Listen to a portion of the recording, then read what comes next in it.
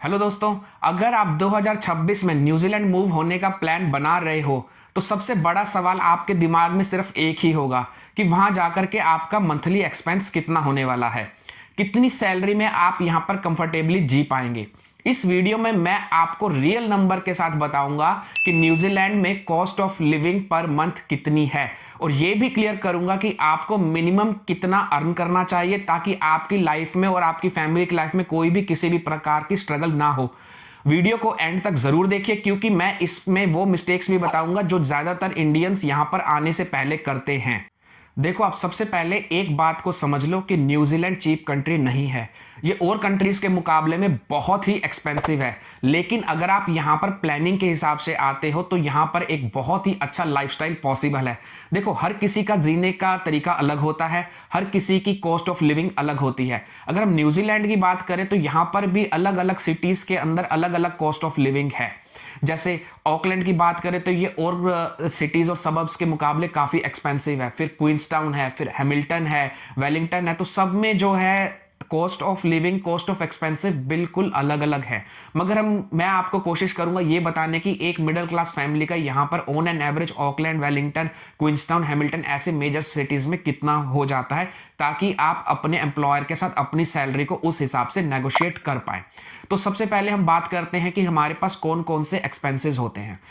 तो यहाँ के लिए अगर आप न्यूजीलैंड रहते हो, यूएस रहते हो, आप इंडिया में भी रहते हो, तो अगर हम एक्सपेंसेस की बात करते हैं तो सबसे बड़ा जो एक्सपेंस होता है किसी भी फैमिली का वो होता है रेंट का। क्योंकि ज्यादातर देखा गया है कि जो भी आपकी सैलरी होती है उसका 30 to 40% जो है वो आपका रेंट में ही चला जाता है। चाहे आप इंडिया रहते हो, यूएस रहते हो, न्यूजीलैंड रहते हो, यूके रहते हो, ऑस्ट्रेलिया रहते हो, कहीं पे भी रहते हो। और यहाँ पर जैसे ऑकलैंड है, ऑकलैंड के अंदर जो आजकल जो रेंटल चल रहा है, पिछले 2-3 साल से रेंटल हमेशा बढ़ता ही गया है। अगर हम फैमिली की बात करें, 3 या 4 सदस्य आपके घर में हैं और अगर 3 to 4 बेडरूम की प्रॉपर्टी कोई यहाँ पर रेंट पे लेते हो तो मोस्टली इन सबब्स के अंदर जो आपका रेंट आएगा वो आपका आएगा $800 to $900 पर वीक।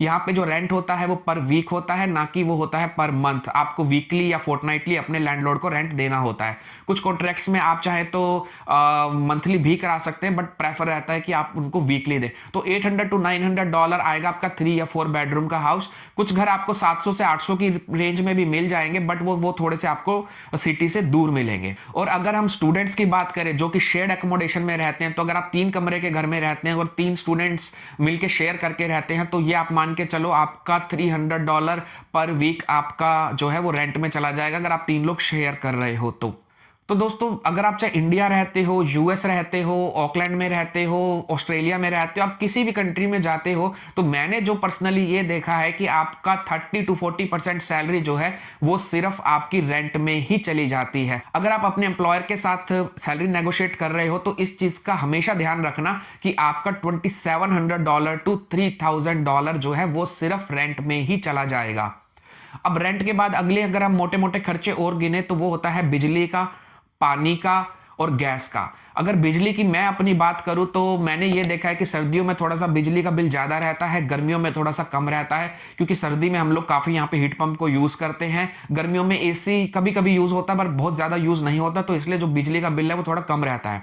अगर हम ऑन एन एवरेज देखें तो सर्दियों के अंदर जो बिजली का बिल हमारा आता है वो $350 to $400 पर मंथ आता है, और अगर वही हम गर्मियों की बात करें तो वो अप्रोक्सीमेटली $200 पर मंथ के आसपास रहता है। अगर हम ऑन एन एवरेज अब ईयरली इसको निकाल लें तो वो आएगा आपका $275 पर मंथ, अगर आपकी फैमिली में 4 लोग हैं तो। हाँ, वहीं पे अगर जो स्टूडेंट्स हैं अगर वो शेयरिंग पे रहते हैं तो मान के चलिए उनका $150 पर मंथ बिजली का बिल जो है शेयरिंग में आ जाएगा। फिर उसके बाद हम बात करते हैं इंटरनेट की। इंटरनेट के अंदर जो यहाँ पर रिकमेंडेड प्लान्स में आपको बताऊं तो $80 पर मंथ से लेकर के $110-120 पर मंथ है। तो आप $100 पर मंथ जो है अपना वाईफाई का कनेक्शन मान के चलिए। अगर आप शेयरिंग में रह रहे हैं तो आप उस कॉस्ट को भी शेयर करोगे।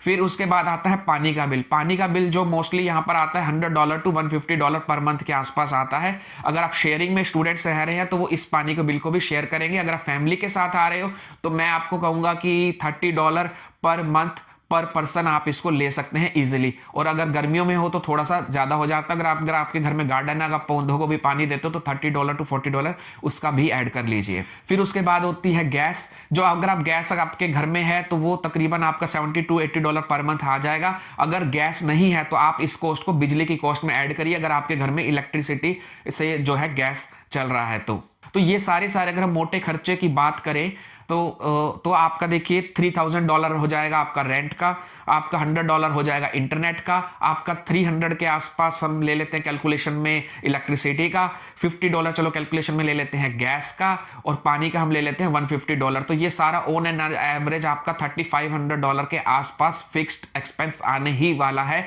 अगर आप जो है यहाँ पर आते हो तो।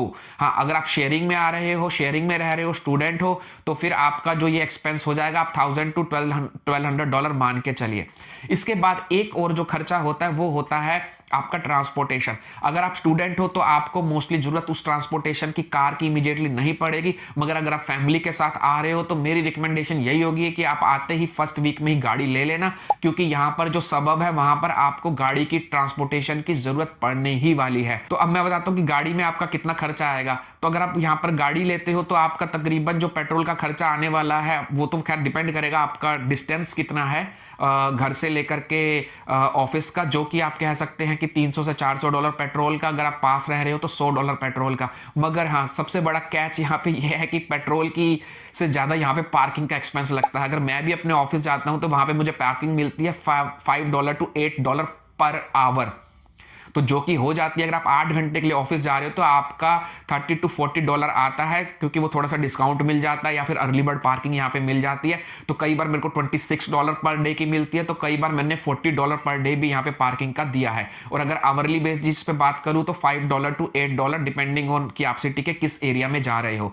वहीं पर अगर हम पब्लिक ट्रांसपोर्ट पर अगर डिपेंडेंट रहते हैं तो यहाँ पर $15 to $18 पर डे का लग जाता है। बट अच्छी बात यह है कि आपके जो ट्रांसपोर्टेशन है उस पर $50 पर वीक का कैप होता है, तो आपका 7 दिन में $50 से ज्यादा का पब्लिक ट्रांसपोर्टेशन नहीं जाएगा। आप उसको जितना मर्जी यूज कीजिए, बस में, ट्रेन में, आप ऑकलैंड के अंदर कहीं पे भी घूम सकते हो। इसके बाद हम एक और फिक्स्ड खर्चे की बात करते हैं, वो है इंश्योरेंस का। अगर आप यहाँ पर हेल्थ इंश्योरेंस खरीदते हो तो आपका तकरीबन $150 से $200 पर फैमिली उस हेल्थ इंश्योरेंस में भी जाएगा।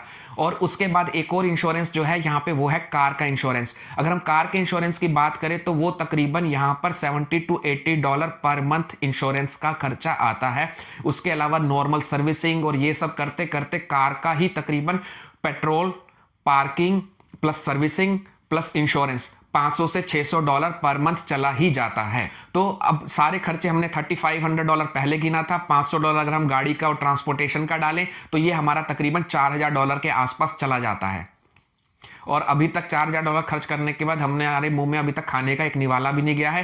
तो अब मैं आपको बताने वाला हूं कि ग्रोसरी और फूड में आपका कितना खर्चा आने वाला है। देखो, ग्रोसरी और फूड वैसे तो सबका अपना अपनी अलग अलग प्रेफरेंस होती है कि कोई क्या खाना पसंद करता है, कोई घर पे खाना पसंद करता है तो कोई बाहर खाना पसंद करता है। तो मैं आपको एक चीज बता दूं, यहाँ पे रेस्टोरेंट्स के अंदर खाना खाना बहुत ही ज्यादा एक्सपेंसिव है। अगर हम एक बार एक आदमी के मील की बात करें तो तकरीबन $25 to $30 पर पर्सन इजीली खर्च हो जाते हैं अगर आप किसी भी रेस्टोरेंट में जाकर के खाते हैं। फॉर एग्जांपल अगर मैं डोसा की बात करूं तो जो मसाला डोसा वो यहाँ पे $18 या $17 के आसपास मिलता है। और अगर हम कोई शाही पनीर या फिर कोई ऐसी डिशेस की बात करें तो इजीली $20 to $23 पर डिश आपको मिलता है। और जो नान की कीमत रहेगी वो रहेगी $4 से $5, और जो राइस की कीमत रहेगी वो भी तकरीबन $7-8 के आसपास रहेगी। बिरयानी की कीमत अगर हम बात करें तो वो $20 प्लस चल रही है। तो अगर आप कहीं पर बाहर खाना खाने जाते हो रेस्टोरेंट में 4 लोगों के साथ तो $120 से लेकर के $150 तक आपका खर्चा आने वाला है।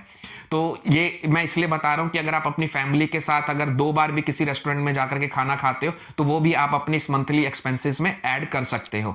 चलो अब हम आते हैं फूड और ग्रोसरी जो कि घर पे खर्च होने वाली है। तो उसका मैं आपको बताता हूं, एक फैमिली का तकरीबन $300 से $400 पर वीक आ जाता है, जिसके अंदर आपका दूध, डेयरी प्रोडक्ट्स, ब्रेड, आटा, चावल, दाल मैं इंक्लूसिव करके आपको बता रहा हूं। और अगर यही आप शेयरिंग पे रहते हैं तो फिर जो है वो जो है एक बंदे के हिसाब से लगेगा। तो आप इसको देख लीजिए $100 to $150 पर पर्सन की ग्रोसरी आ जाएगी अगर आप कोई शेयरिंग पे या अपने फ्रेंड्स के साथ रह रहा है, और मोस्टली मैं स्टूडेंट्स की तरफ कहना चाह रहा हूँ ये चीज़। तो नीचे इधर मैंने कुछ आपको डिस्क्रिप्शन में कुछ यहाँ पर सुपरमार्केट्स के लिंक्स दे दूंगा, आप वहां पर जाकर के देख सकते हैं कि ग्रोसरी का प्राइसेस कितना है, और आप अपने घर का उससे बजट भी कैलकुलेट ग्रोसरी का कर सकते हैं।